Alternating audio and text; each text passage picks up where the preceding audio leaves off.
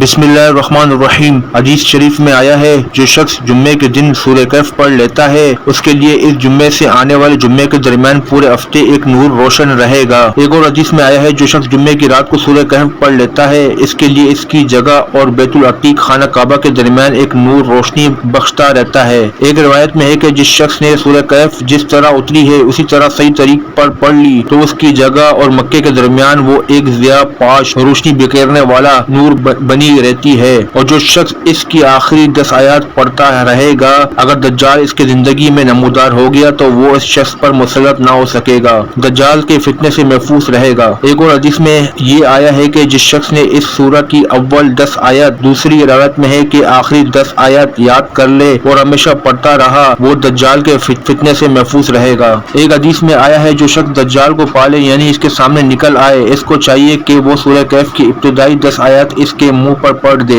اس لیے کہ یہ آیتیں پڑھنے والے کو اس کے فتنے سے پناہ دینے والی ہے، اس لیے اپنے بچوں اور بچیوں کو کم از کم سورہ کہف زبانی یاد کرنے کی ترغیب دے۔